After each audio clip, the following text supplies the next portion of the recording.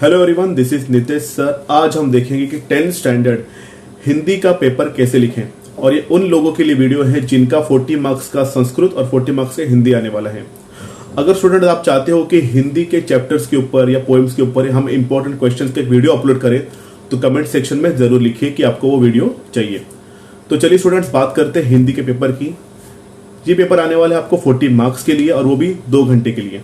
It means 120 minutes में आपको ये पेपर कंप्लीट करना है। तो सबसे पहले बात करते हैं विभाग 1 गद्य की, जो आपको आने वाला है 12 अंक मतलब 12 मार्क्स के लिए। यहाँ आपको 2 सीन पैसेजेस आएंगे जो आपके टेक्स्ट बुक्स में से होंगे और याद रखना आपको ये 35 मिनट्स के अंदर कंप्लीट करने हैं।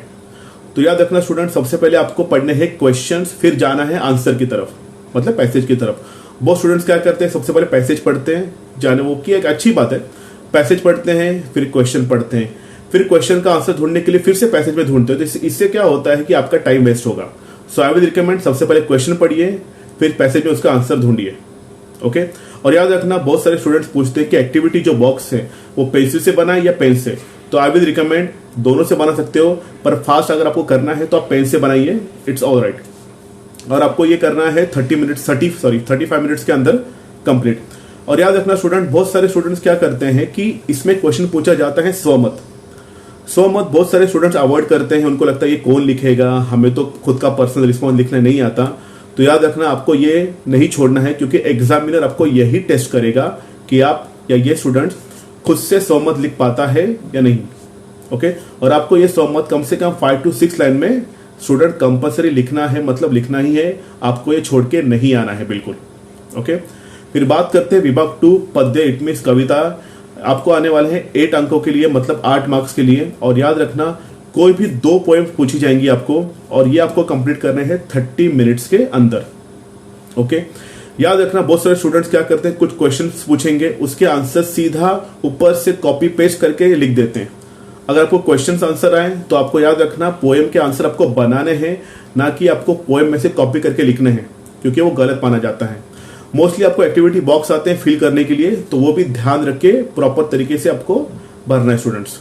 फिर बात करते हैं यहाँ पे भी एक पर्सनल रिस्पॉन्स जैसे क्वेश्चन आता है, जैसे आपको आता है कि कुछ पंक्तियों का भावार्थ लिखिए। तो कभी कभी क्या आता है, कुछ पंक्तियां स्टार्टिंग के 4 लाइन का भावार्थ पूछते हैं, या कभी कभी दूसरे पोएम में से नीचे से 4 लाइन का भावार्थ आपको पूछते हैं। भावार्थ का सिंपल मीनिंग क्या होता है कि 4 लाइन का सिंपल में मीनिंग हमें करके बताओ, जस्ट बेस्ट लॉजिक। तो आपको पोएम का भावार्थ अच्छे से लिखना है, ये भी आपको स्किप नहीं करना है स्टूडेंट्स। इसके लिए आई विल रिकमेंड आप चैप्टर से ज्यादा सबसे पहले पोएम के भावार्थ के ऊपर ध्यान दीजिए। बिकॉज होता क्या है, चैप्टर के अगर कुछ स्वमत आ गए तो हम अपना कुछ ना कुछ दिमाग लगा के लिख ही लेते हैं, पर 4 पंक्तियां में से बहुत सारे स्टूडेंट्स का दिमाग नहीं चलता। तो सबसे पहले आप भावार्थ पढ़िए। Okay students. फिर बात करते हैं विभाग 3 भाषा अभ्यास, इट मीन्स व्याकरण के लिए, ग्रामर के लिए, हिंदी ग्रामर इसमें पूछा जाता है। और आप ये आता है 8 अंकों के लिए और ये आपको कंप्लीट करना है 10 मिनट के अंदर। अब बहुत सारे स्टूडेंट्स पूछते हैं कि सर भाषा अभ्यास तो बहुत सारा, इट मीन्स लाइक एक समुंदर है, तो इसमें से क्या क्या आएगा। तो कुछ चीजें मैं आपको रिकमेंड करता हूं, आपको कुछ करना है, चाहे तो आप लिख के ले सकते हो। पहले आपको करना है काल परिवर्तन, संधि, बहुत सारे अव्यय, आपके कुछ वर्ड्स देंगे, इसका अव्यय में प्रयोग कीजिए। फिर आपको करना है मुहावरे, फिर समानार्थी शब्द, विरुद्धार्थी शब्द, फिर आपको वाक्य भेद, शब्द भेद, लिंग परिवर्तन, वचन बदलिए, या कुछ अशुद्ध वर्ड्स होंगे आपको ये शुद्ध करने लिखने। ये सब चीजों के लिए सबसे पहले इन चीजों के लिए आप प्राइमरी फोकस कीजिए। बाकी ग्रामर आप बाद में भी कर सकते हो, पर जो चीजें मैंने अभी आपको इस वीडियो में बताई है सबसे पहले आपको वहां पे ध्यान देना स्टूडेंट्स। और याद रखना आपको ये 10 मिनट के अंदर कंप्लीट करना है, क्योंकि आपने अगर ज्यादा वक्त लिया तो इसका बैड इंपैक्ट विभाग 4 पे पड़ेगा, क्योंकि विभाग 4 आने वाला है उपयोजित लेखन। ये आपको आने वाला है 12 अंकों के लिए और स्टूडेंट्स आपको ये कंप्लीट करना है 35 मिनट्स के अंदर। तो सबसे पहले बात करते हैं, इसमें आने वाले हैं पत्र लेखन, वो भी 2 आएंगे, एक फॉर्मल लेटर और एक इनफॉर्मल लेटर। अगर आपकी पत्र लेखन की प्रैक्टिस इतनी अच्छी नहीं है तो मैं रिकमेंड करूंगा कि आप इनफॉर्मल लेटर चूज कीजिए, जो कि अपने फ्रेंड्स, रिलेटिव उनको शेयर करना होता है, सेंड करना होता है स्टूडेंट्स। ओके। फिर बात करते हैं कहानी लेखन, और कहानी लेखन का और एक ऑप्शन आने वाला है गद्य आकलन। तो मैं रिकमेंड करूंगा कि आप गद्य आकलन चुने, कहानी लेखन क्यों नहीं। अगर आपकी कहानी लेखन, अगर आपकी हिंदी बहुत स्ट्रांग है, आप हिंदी में सेंटेंस फास्टली बना पाते हो, तो आप कहानी की तरफ जाइए। कहानी लेखन में आपको पूरी कहानी एक प्रॉपर तरीके से डेवलप करनी है 2-3 पैराग्राफ में, फिर आपको उसका एक अच्छा शीर्षक देना है, फिर उस कहानी से आपने क्या सीख ली वो आपको देखना है।